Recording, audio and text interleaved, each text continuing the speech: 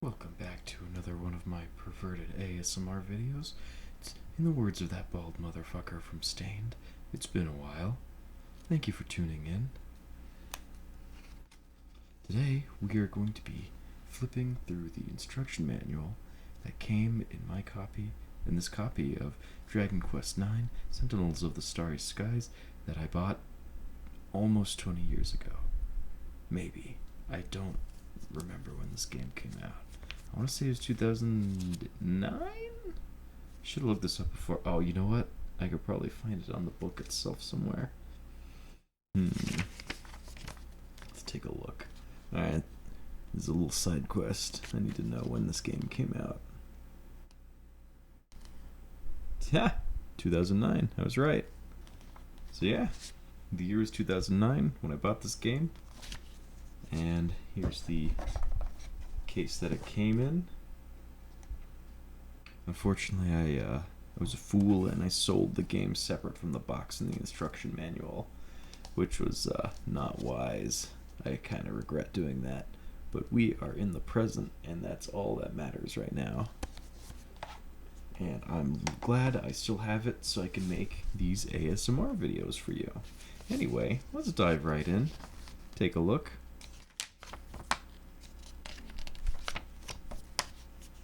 The story. The observatory is home to mighty Yggdrasil, the great world tree, and the Celestians. Celestrians, my bad. A race of beings charged with watching over the mortal realm beneath. According to legend, when the sacred figs finally blossom on Yggdrasil's boughs. Okay, sorry, got a little distracted. It will happen again. On Yggdrasil's boughs, a celestial carriage will arrive to transport the Celestrians to the realm of the Almighty. Holy moly. In order to bring about the blooming of the figs, the Celestrians have long gathered benevolence, the crystallized gratitude of their mortal charges, and offered it up to the great world tree. And now, at long last, Fig Bloom draws near. An incredible story is about to unfold, in which the Celestrian sentinels will become more closely entwined with their mortal charges than ever before. Frickin' cool.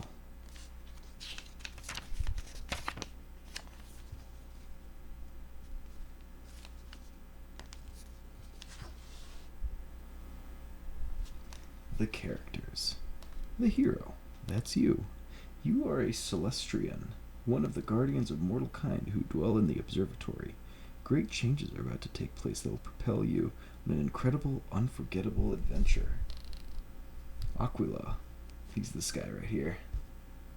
A senior Celestrian who declined to take on an apprentice until he saw the potential within you, the hero, and took you on as his pupil. He's a firm but fair master. Apus Major. The most senior of all the Celestrians, this all-knowing ancient rules the observatory with a benevolent hand, ever calm, kind, and compassionate. Stella. I think she's modeled after like a Gyaru from like a Shinjuku style Gyaru. Stella, a fun-loving fairy who gets her kicks from fashion, flippancy, and fairly relaxed attitude to grammatical construction. See, okay, this booklet says that, but I don't remember her having crazy bad grammar in the book. I mean, in the game. So I think this booklet is a liar, is what I'm saying. That, or maybe in the Japanese version, she had like. Maybe she spoke like a valley girl in the original Japanese version. I don't know. We'll see. She keeps a record of the hero's exploits on their journey together and likes to dish out advice, whether or not anyone wants to hear it. That's that's something that's kind of funny about this game is that in the dialogue and the descriptions of things, of items and things, it uses alliterations a lot, which at first is kind of funny, but it starts to get a little annoying after a while. I don't know. It's just something that's kind of quirky about this game. Let's flip through these pages a little bit.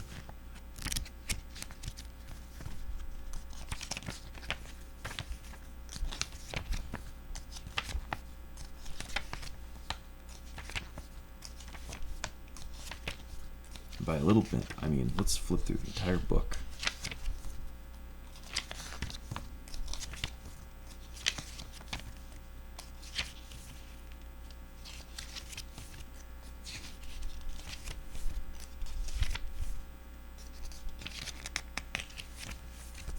All right.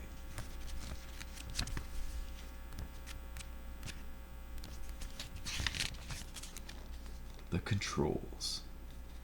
Yeah, I'll hold that up to the camera so you can read it. I'm not gonna go through the whole thing. I think I'm just gonna skip ahead to the interesting bits, much like I do when I read manuals in real life. Just skip the important parts. Yeah, this game, the navigating the overworld took place on the lower screen, I think. So you could either use the D-pad to control your character, or you could drag them around like this. Like you could see right here. Drag them around with the stylus or with your filthy fingers.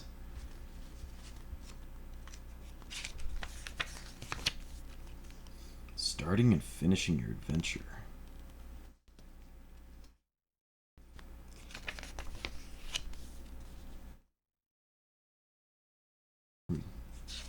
This is all about saving, loading your game, all that good stuff. Oh, look at that little guy. Alright, let's move the light source. Yeah. Look at that little guy. What a character. What a funny lad. Commencing your quest. Talk to the townsfolk. Find your way across the far-flung field. Beat beasts to build brawn. Varied vocations allow for an abundance of abilities. See, there's that alliteration action that they're going to beat you over the head with for the next umpteen hours that you spend with this game. Because this is a pretty long game. There's a lot to do in it. I've seen people pouring hundreds of hours into it. I think I had like 80 hours in when I sold it. And I don't think I even beat the game. It's just like stuff to do everywhere. It's kind of cool. The game screen. Examine everything.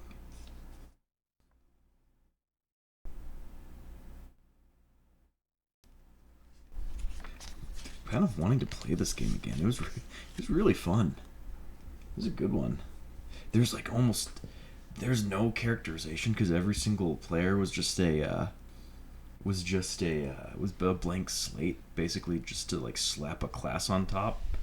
But I honestly, this is gonna sound kind of crazy, but I honestly don't mind when RPGs don't even have a story. All I really need is, just go from town to town and solve whatever problem they're having and have a good time. And that's pretty much what this game is to a T. And so if you like that kind of gameplay, then this one's for you. Anyway, let's keep going. Oh, and there's also a day-night cycle, which is cool.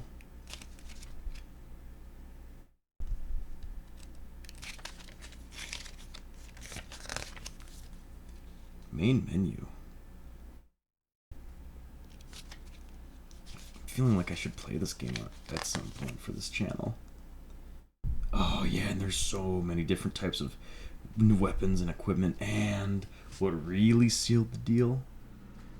Okay, take two. I'm sorry about that. My phone ran out of storage space before I could finish this video, so we're just gonna pick up right where we left off. I'm not sure how much more longer this is gonna go, but let's give this a shot. Yeah, there's this game. Hi, what's up, cat? All right, we might get a special visit from Gucci the cat. Well, let's see. What's up, Gucci? Okay.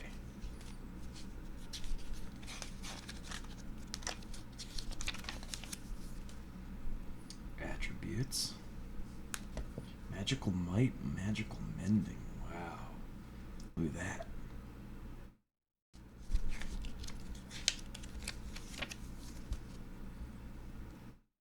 Spells and abilities. Battle records. Miscellaneous.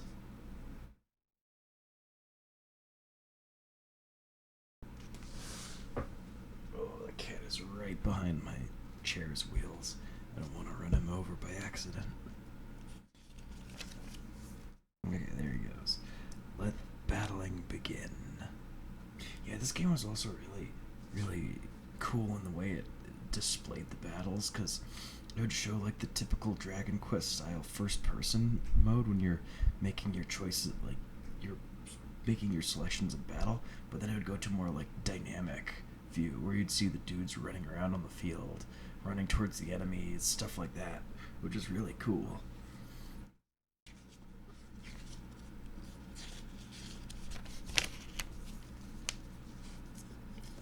The more I look through this game, the more I reminisce, the more I want to play it again. This was a good game. Take a shot every time I say that. Injury loves company. What's that all about? A combo has begun, and more damage is inflicted with every subsequent attack of the same type. That's kind of cool. I forgot about that aspect of the game. The various vocations. Oh yeah, here's the yeah. This is one of the really fun things about the game. All of your characters are basically little dolls for you to dress up.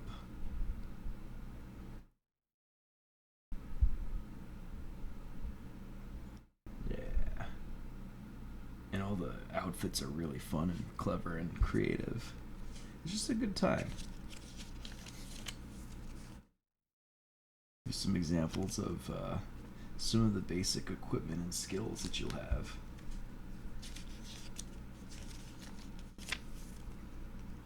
The incredible, indispensable Quester's Rest. Oh, hi, kitty. I'm glad that was the kitty and not some horrible creature.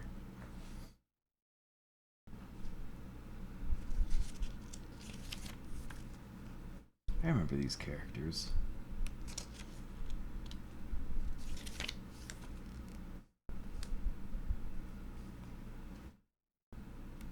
The myriad marvels of multiplayer mode. What's up, kitty? What are you meowing about? Anyway. Oh, look at those. Look at those little guys. Aren't they so fun?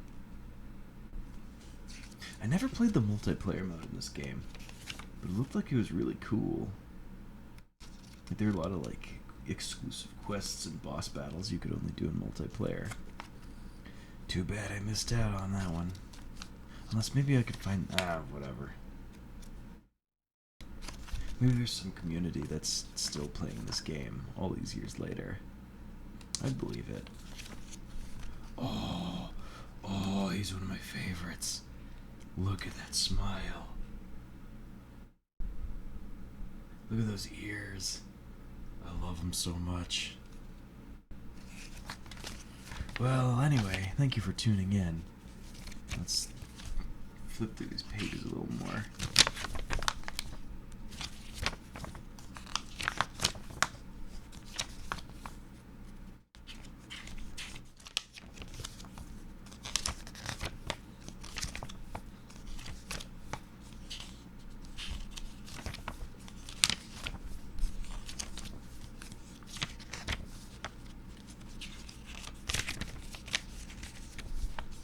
Mutilate the pages.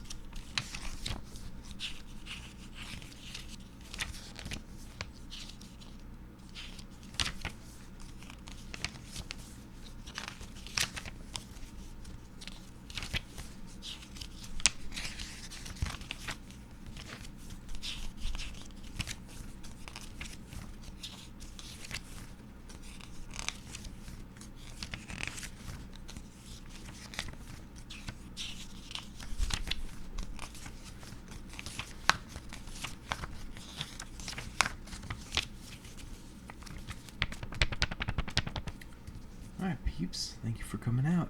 Until next time.